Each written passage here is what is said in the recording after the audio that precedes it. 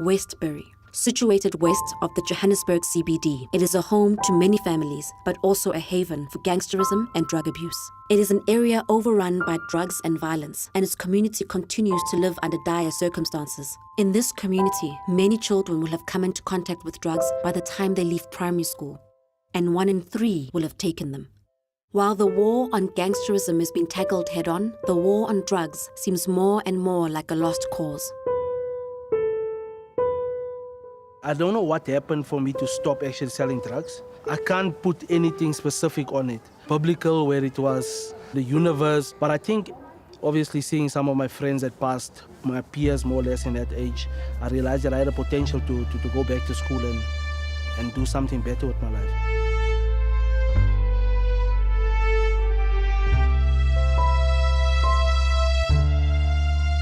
The Johannesburg Town Council established the suburb of Westbury 100 years ago as an area for black residents and called it Newland Location. Under the apartheid regime, it was declaimed as a black township and proclaimed as the Western Coloured Township when forced removals were used to move coloured residents from Doornfontein and Pageview to this location.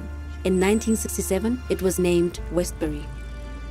It is from this melting pot of disorder that a young boy would use his senses and sensibility to overcome his surroundings and open a space for other young people to fly. Kelvin was raised in Westbury in a 2-bedroom house he shared with 10 other family members: uncle, sister, her 3 kids, grandfather, mother, aunt, her boyfriend, and their children. Salute for you, man. Growing up in Westbury was quite interesting. I think it shaped me. And I know it comes with a lot of challenges. Obviously, you get exposed to quite a bit of stuff. There's a lot of positive and a lot of negative. But I think with the negative stuff that's being around, it's easy to get caught up in it because it's quite visible. That's te veel crime. Te veel rowery en mense is 'n bietjie bang om uit te gaan, want as jy net uitgaan en dan hulle kan jou target, jou goed afvat en wegherklop en daar's nooit wat 'n mens kan sê dat ons staan saam as 'n community om sulke dinge te vermy nie.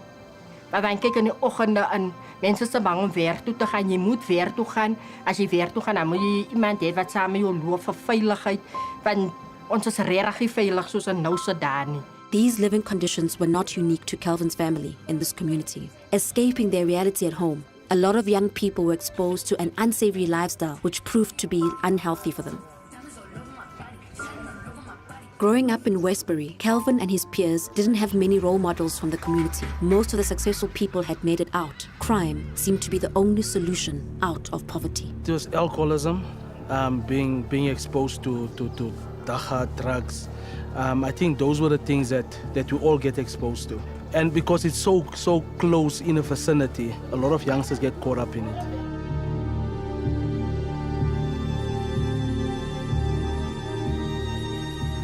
This place, Westbury, is not a good place. This place, Westbury, is God-forsaken. It's unholy grounds. On a daily basis, you see people getting robbed in front of you. You're too scared to talk because you're going to get hurt as well. The gangsterism doesn't stop. These people are fighting over drug corners, shooting one another dead. The mother can come and say that the drug lord comes there with this flashy car and what, and then the mother say, that's my child. The child brings in money every day. So the mother is happy, she doesn't care about the child's future here. You see, so this is all about Westbury.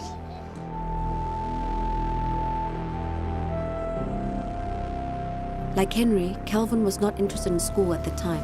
In grade 4, he skipped school for a year without his mother's knowledge. The teachers obviously came to the house and discussed it with my mother. Then she decided to take me back to school. Passed standard 2, went to standard 3, standard 4, standard 5, I decided to quit, to actually drop out of school. In that period of time, I was obviously hanging out with the wrong friends, drinking, so you were exposed to a whole lot of stuff. But when I decided to drop out of school in standard 5, was purely, we started selling drugs. And by selling drugs, there was no need for me to go to school. We were making money. The load got too heavy for me because the customers were too many. And the cars were pulling up and I couldn't handle it. And I started approaching Kelvin. said, hey, Buddha, hier span, omwerp, het gaan nou verkoop, selling. At this point, things had already spiraled out of control. Kelvin had moved out of home, and his family no longer had any influence over him. They knew where I was because our house is not far from where I was selling. The situation was at a point where I was reckless. I was like uncontrollable. And I think that was one of the biggest challenges.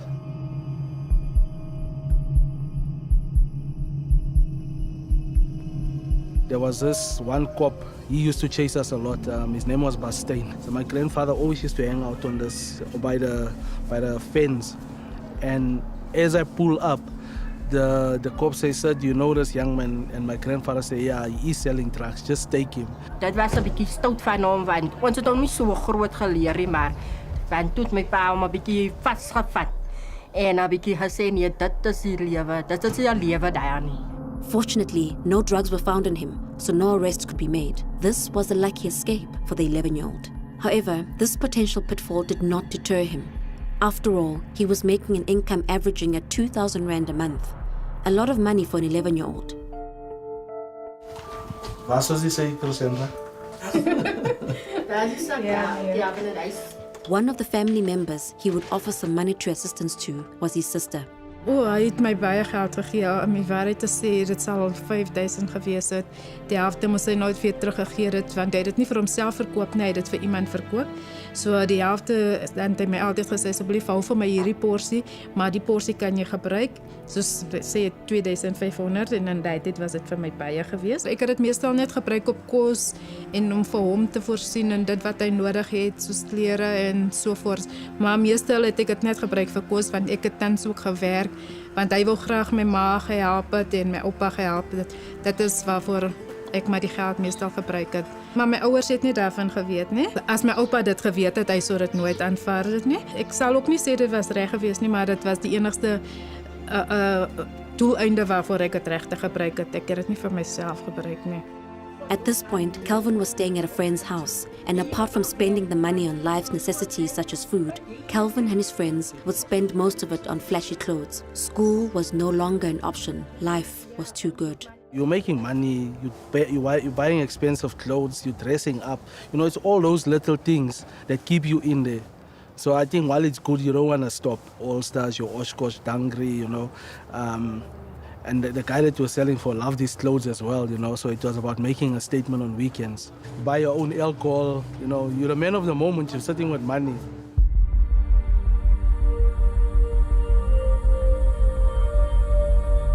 The guy that we were selling for, he was actually like, listen, you guys will never use it.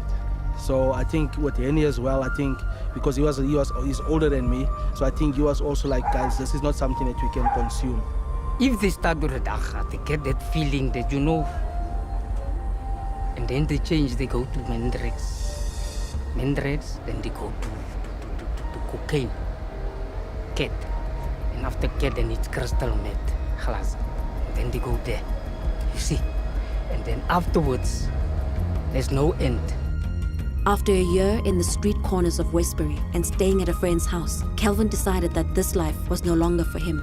What happened is I was the one that encourages him to go back to school. I said to him, go back to school. This ain't life, because this is ruining us.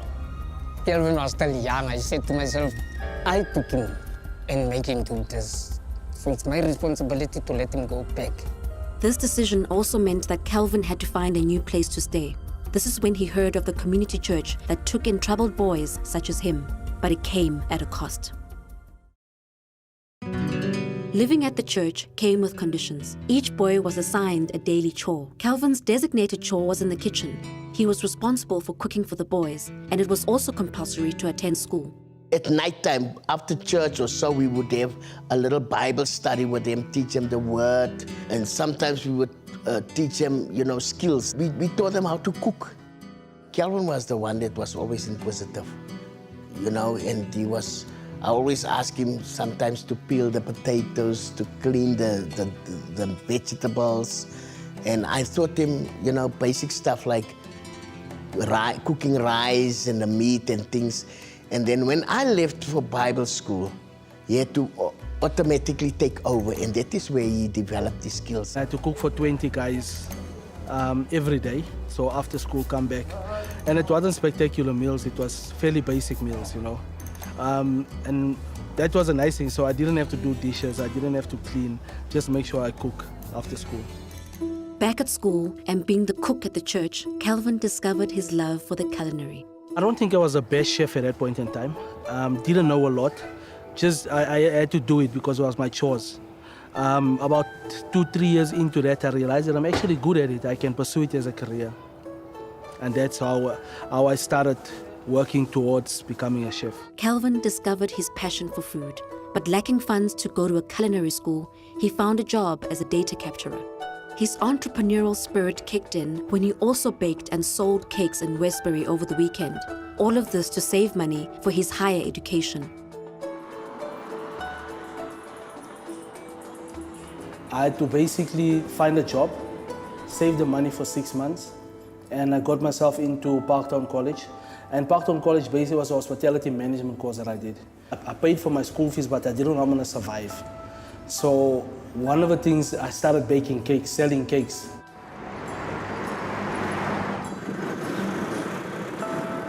Six months later, he enrolled at a culinary college in Joburg, where he specialized in hospitality management and obtained a 3-year diploma. In 1999, he started his apprenticeship at a hotel where he discovered his flair for making pastry. His resume boasts a long list of 5-star hotels where he has worked primarily as a pastry chef. When I started out at a Parktonian hotel, working there for 18 months, and that was like pure hunger. I think the chefs could have seen it, the exec chef. So they organized me something at the Hyatt Hotel. Just learning pastry, you know, it was a different ball game. I mean, the stuff that I've learned there basically changed a lot of things for me. He also gained international acclaim when he went to work in countries such as the USA, Australia, France, Spain, and Italy as a pastry chef. He is also a member of the SA Culinary National Team, which has won many accolades. I won Employee of the Year, and they sent me to the States for an internship at Hyatt Regency, which I think was, it was a goal of mine to actually go see what the States had to offer. Came back, worked for Michelangelo, went back to Saint and Son. We went to Spain to go do some South African cuisine over there as well. Worked for Meat Company, went to Australia, opened some restaurants for them. Fortunately enough, I went to the Color Olympics, to the Olympics in 2012. Yeah, so I've been to Spain, I've been to Australia, I've been to Italy, been to Germany, France, and that was purely because of cooking.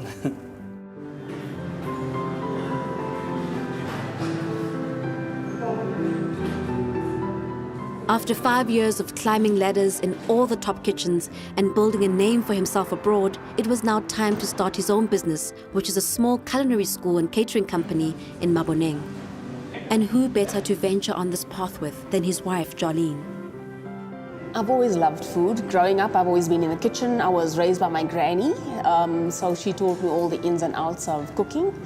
And being in the kitchen, I remember one day saying to a friend of mine that one day I'm going to marry myself a chef.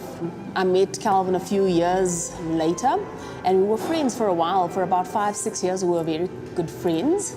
And eventually we hooked up, and I would never have thought that ultimately he would be my husband, and it turned out that he's a chef.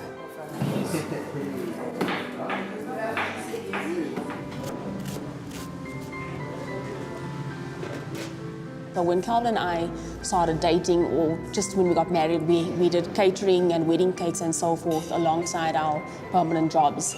And I stepped into the role of doing the cake decorating and wedding cakes and so forth with him, and eventually I took that over from him. And that was my role in the school when we started out, doing all the wedding cakes, birthday cakes, and also assisting with our edutainment classes, where him and I would run classes for the public, basically. Guys, shortening is butter or oil. I want to see clean stations. Like I'm saying, don't start with me today, man. Why a cooking school? Kelvin, being in the industry that he's been in, he saw a gap in the market because he had students coming into his kitchen from from culinary schools, and he realized that a lot of the students didn't really have much hands-on experience.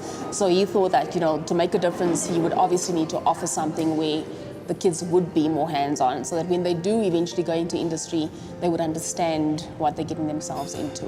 The pair discovered that it was not going to be an easy ride and had to find many innovative ways of keeping their heads above water.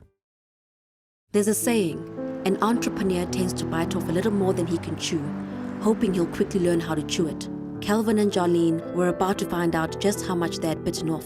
It's difficult running a business. It's difficult having to have overheads and have to build something up from scratch. So when we do certain things and there's a little bit of income, it's not enough to see to the home front as well, because you need to keep this beast going. And quite often, before, we found ourselves maybe getting stuck with petrol, and unfortunately I had to get out of the car and push, and the girl's got to do what a girl's got to do.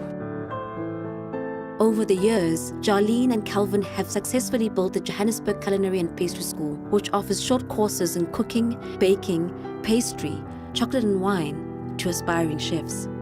The couple chose the Maboneng precinct as the location for their business because it is central, making it accessible to everyone.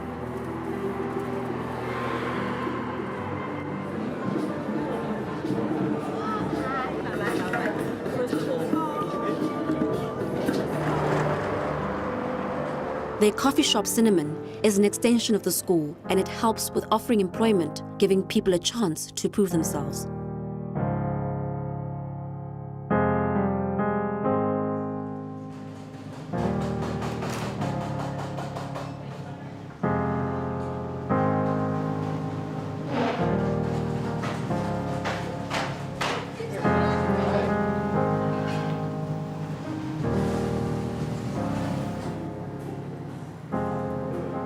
The major project underlying the Culinary School is the Sea Biscuit Foundation Scholarship Program, which seeks to support previously disadvantaged youth to develop skills in the culinary arts. Kelvin's from Westbury, I'm from Eldorado Park. And obviously coming out of those communities, we know what happens in our communities and that there's a lack of opportunities, there's a lack of role models and so forth. So it only made sense that we need to reach back and try to assist where we can. When we started out the school, for instance, we started out with the Chef's Project, which we've now registered as our non-profit company, the Sea Biscuit Foundation. But the Chef's Project, basically, Kelvin simply reached out into the streets of Joburg, communities in Joburg, and basically got a couple of guys, put them in uniform, and just inspired the heck out of them. To the point that they felt so proud to be in uniform, to be part of what we're doing. They basically bought into our vision. And a lot of them have now actually made a career out of this.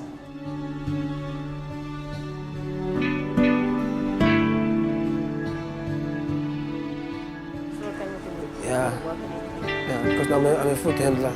Okay. I'm a permanent chef. I was a kakat in the street of Pretoria, Street Hill, bro. Washing motor, pagisi motor, like. Then he asked me, don't you mind going to train to become a chef tomorrow? Then I said, okay, you can train me. He asked me, what can I do in baking and things and cooking? I said, no, I used to cook at home, things like that. Then I started the Mitana chef, then Sakalu Swana from that.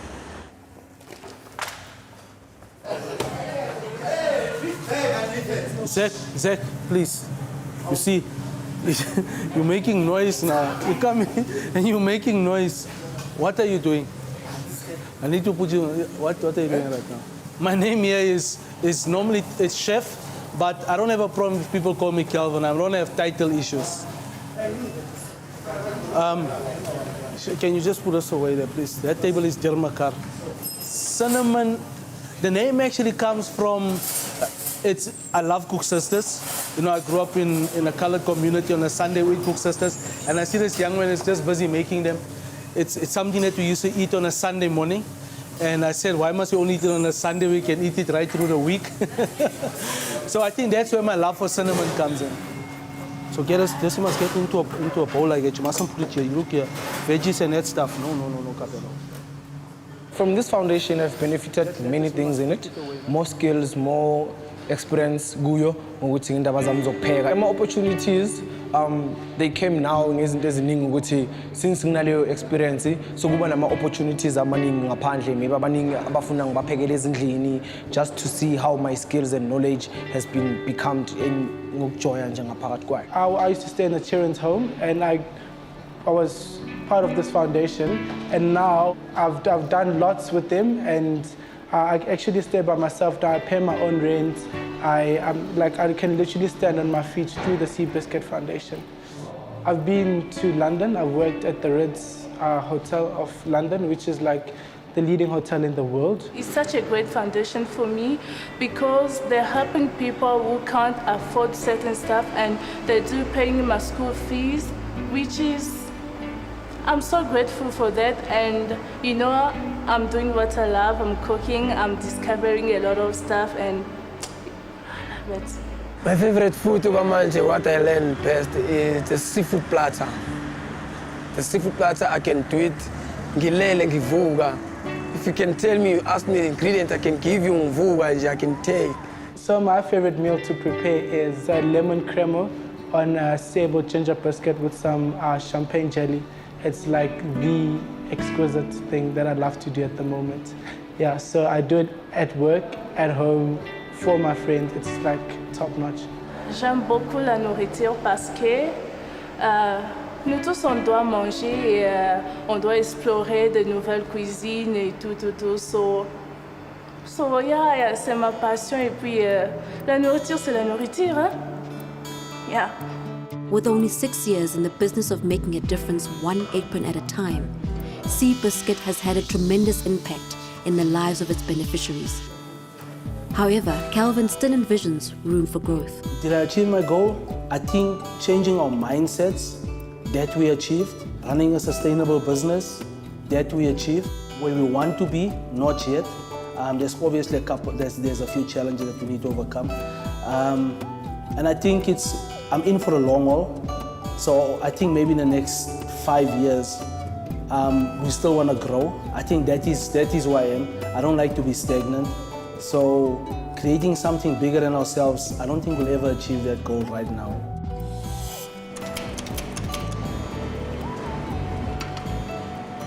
Kelvin het wakker geskrik dat met die feit dat my oupa hom gesê het dat die polisie hom moet vat nie.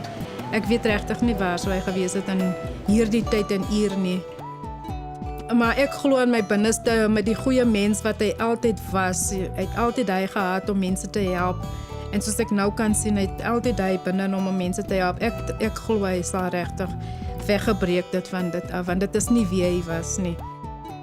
Seeing him and seeing myself, it's not that I discourage myself, but I'm happy for his sake and where he is. It's the reason why I went to him and asked him, don't you have a job for me here? Whatever, if it's sweeping the floors, it will be fine with me. But I'm happy for your sake. He did well in his life, and look where he is. The foundation and the scholarship program are inspired by the story of Sea Biscuit, a racehorse who overcame adversity to become one of the most famous racehorses of the last century. Just like his trainer would not give up on him, Kelvin will not give up on the youth.